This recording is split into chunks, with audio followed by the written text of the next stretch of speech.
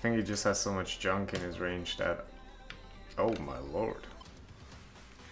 Always a big blind.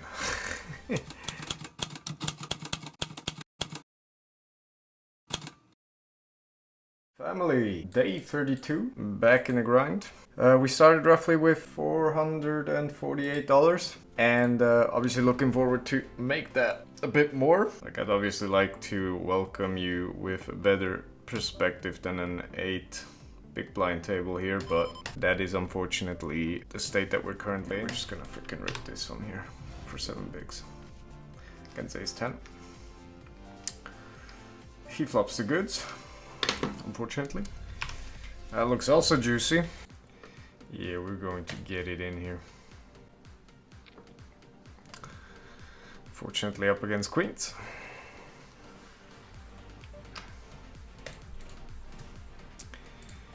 And done that 150 is. Doesn't look too fun. But could be also some pocket pairs here that we are reasonably situated against. Oh my god. Nice, a freeway chop at least. We are just gonna get it in here with our 5-4 off and the 5 bigs. So don't you judge me. That looks like a fun time for the entire family. Oh my lord. We're gonna need a deuce. And we're not gonna get the deuce. Ace 5-1. I have no clue what our friend here is doing with his 60 bigs, but it seems like he's ready to get rid of his money. And I could potentially also see him doing that with some pocket pairs that he just doesn't want to go post flop with. So I am most likely just still gonna call this. Okay, no I don't. Yeah, I mean that's... I don't know what that plays, but... would have been on the right track here. Guy even had aces here. Holy macaroni. And queen 8 will just get in here for 5 bigs. Also expect big blind to call with most of his stuff, so I think we also perform reasonably well.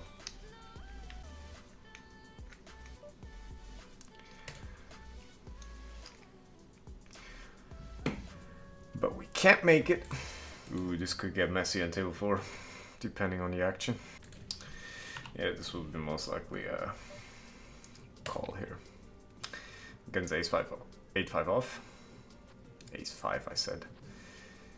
Nice. I think 2 deuces are too marginal here for 14 bigs. I think 3s are okay, but I think I would have shoved it from cutoff. But I think, and I'm going to review that, I think from hijack it's supposed to be freeze here for 14 bigs. With the assumption obviously that this, like obviously it might be slightly, I think it's slightly profitable, bit break even, but I think as soon as the rule of thumb comes in that you should take a bit more profitable spots because you have a decent stack, then I think it's no longer profitable and you have to go for yeah, freeze probably.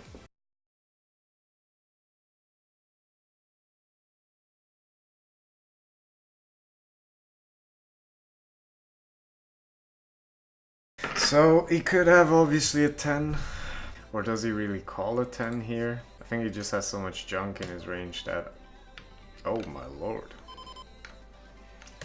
Yeah, speaking of junk, obviously like him having a boat, that is the junkiest of junk. How the hell? I didn't expect that one. 3 bigs. I just gave away, just like that. 10-8 off. 11 bigs. Yeah, that should be fine. Not when we're up against ace-jack off. Unlucky. End of variance here today. No, this should be. Oh come on, guys. This should be fine. Like I don't want to review freaking 10-8 off. That is most likely, super likely, in a freaking 10 big blind, small blind jamming range. What I wanted to say, we don't have at any point freaking 5 tables. We just keep busting one and then the next one comes, and I don't know if that is any good. I really don't know. Because like what would be obviously better is to freaking win some of those. That looks like a juicy spot to raise it up in case this guy leads out. We have Los Backdoros. Because the pre-flop, I think this guy could be also calling here with some pocket pairs from 3s to 8s. Whatever, I don't know what this guy might also be calling with some high cards here. Thing is now, someone still might have a 9 here, so, and we haven't picked up really equity here, so we might as well just check it down. Yep. And out we are. I can't imagine a worse flop apart from maybe like a jack being here instead of a 10, so that is absolutely horrific. And we check it down and we win against 8s. That's how we roll. Let this not be the second table that we're busting with like 4 or 5 bigs here, because I don't know what happened. Small blind comes along, hopefully, yeah, we're in decent shape, yeah. It's roughly a coin flip. And we get there, let's go. Nice. Up to 10 bigs we are. Let's hope they don't overcall here with... No, actually they might overcall with our ace jack off here. Always the big blind. Oh, we get the ace. How sweet was that? Now we're gonna shove the 4s here for 11 bigs. Up against ace king. They hit their ace. Free. Nope. I like to see that. In we freaking go. That looks like a good time. Ooh, 10k. Almost 2.5 times the average stack. That's how we roll. And we're second. Well, chip leader, 15k. Superb, superb. We're certainly gonna call that one here. Against ace deuce. Oh my. And he gets there. Luckily it didn't bust us, but it would have been nice to win that. Come on, raise it up.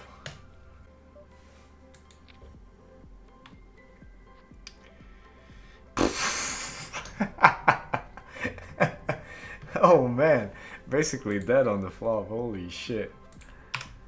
That was brutal. Looks like I want to portray this freaking complete run bet, but I'm instead just waiting for a freaking 250 that's about to pop up, so... Wow, how ridiculous is that though? Like, not even, I can't even turn a freaking, like, I can't even river a straight. That's how ridiculous that is. So, because that is so ridiculous, we are right away going to get rewarded with queens here, which I absolutely freaking love. And the chip leader has no time bank, so that is also good to see. At which point do we even fold this, right? At none. Like, unless, I don't know, if that guy goes over the top, he does it probably with 10s. 10s plus. Yeah, now we can't. Now we're just going to rip it in. I mean, luckily no snap. We're up against a6. Ooh, good thing he can't draw to the spade. I like it. What I also like is that we finally got a replacement for this bad beat window. Feel just like jamming here on table 4 instead of doing anything too fancy, because this guy most likely also has like a flush draw or something, and I can't really bet a size that, like, this guy seems so call happy that I figure he's going to call with his flush draw and probably any top pair. I put this guy also on some no, him with his lead, I could see him more having he has some top pairs, 2 pairs that he just somehow hit when he leads out into 2 players. So I might be losing value against that, but other than that, we are just gonna call that one. Obviously, when we get rewarded with the aces, we are just going to play absolutely exploitative. Up against 5s.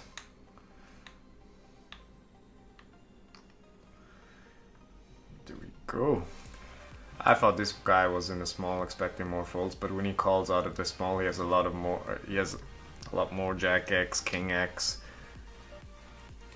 like these type of hands. So against a small blind, in retrospect, I would probably not c-bet, but I thought it was button and then I c-bet there, so that was unlucky.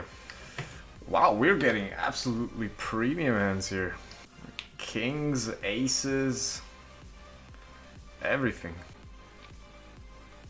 Up against ace queen suited. Ooh, that's a nice king here.